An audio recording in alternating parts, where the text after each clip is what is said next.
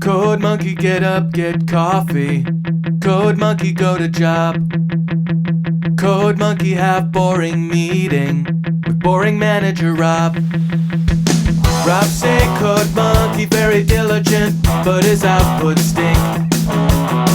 His code not functional or elegant. What do code monkey think? Code monkey think maybe manager wanna write login page himself. Code monkey not say it out loud. Code monkey not crazy, just proud. Code monkey like Fritos.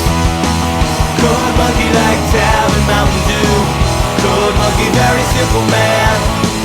Big warm fuzzy secret heart. Code monkey like you. Code monkey like you.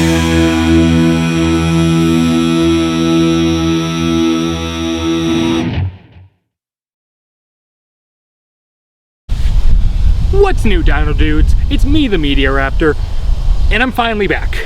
Yep, the Media Raptor is finally back with another episode of the Media Raptor Reviews. Now, some of you might be wondering, where could I possibly have been for the past month? What kind of fantastic adventures could have gotten into? What kind of world-changing and life-changing quest could I have been on? Wait, you don't care? You're just here to watch me talk about movies for a few minutes so you can decide if they're good or not? Great! Because really nothing happened the past month. Work, life, Fan Expo, they just kind of got in the way. And I started questioning if I was really happy with my reviews anymore. So I'm starting a new style with them. You can tell pretty quickly what it'll be. With all that out of the way though, let's talk about The Lion King. The new one.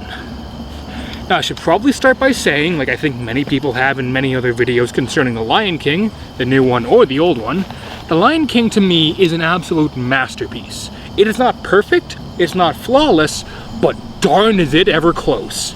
It is one of the best 2D Disney animated movies ever made. And the idea of remaking it either animated or live action is just crazy. So yeah, naturally I went to see it because, well, I'm a glutton for punishment. Saw it at a drive-in actually, first drive-in I've ever been to. And how was the live action version of The Lion King? It was good. I liked it. Yeah, it was surprisingly decent. It wasn't horrible, it wasn't world-changing like the original, but there was a lot to like about it. The story is pretty much the same. They have changed a few things around, and in a few places actually made some things better.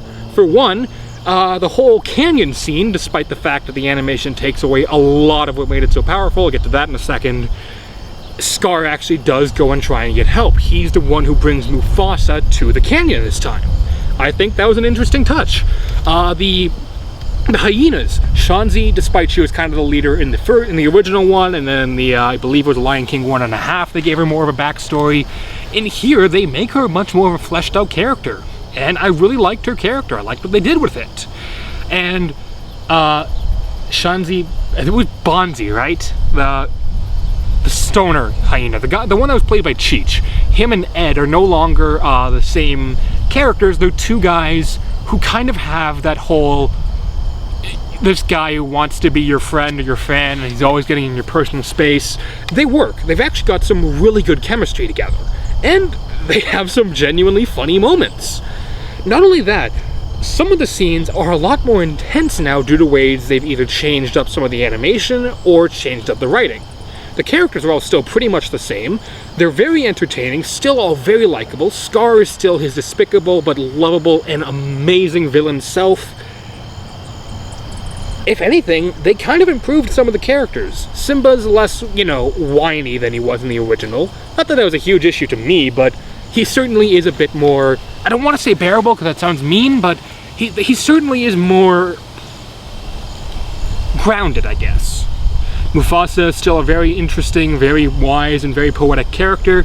Rafiki, while he doesn't talk as much, I still do like what they've done with him. They've given him a bit more to do this time. Sorry, my dog's watching me from the deck. Hi, Scamp.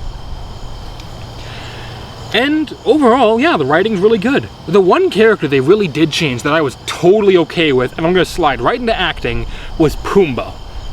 Seth Rogen as Pumbaa is fantastic. fantastic. Pumbaa and Timon alone make this movie worth seeing. I'm not gonna lie, they were the best part of the whole movie. Not just because the two actors, Seth Rogen and... hang on. I don't want to say Seth Rogen and that other guy, that just sounds mean. I have his name right here. Seth Rogen and Billy Eichner, that's the guy.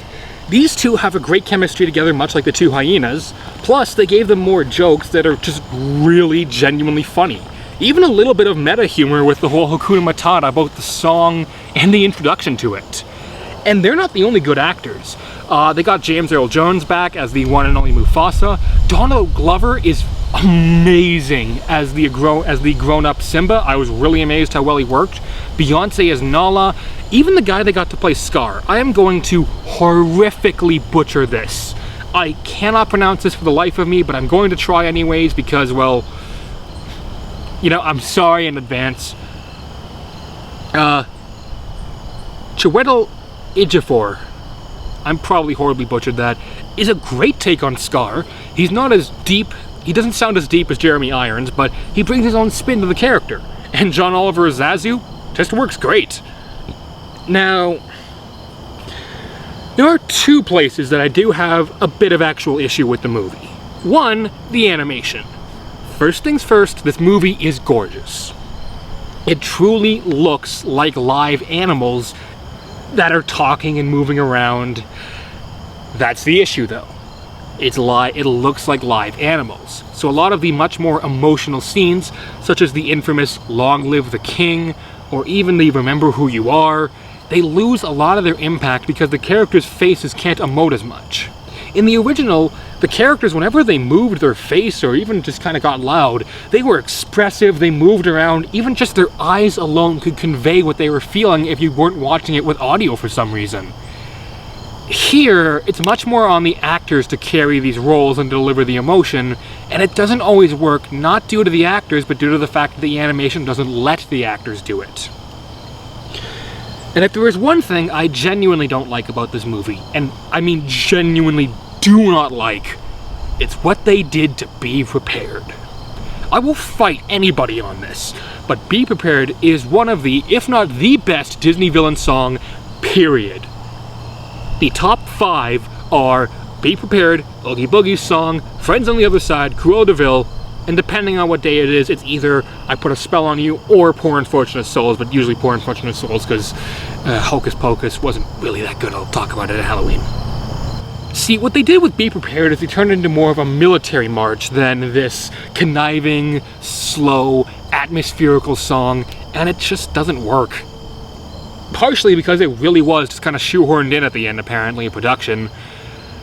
But yeah, I really don't like it. But I love Hakuna Matata, I love the version of Can You Feel the Love Tonight, I love this movie's version of I Just Can't Wait to Be King, and Circle of Life. Overall, the movie is really good, and I don't get all the hate for it.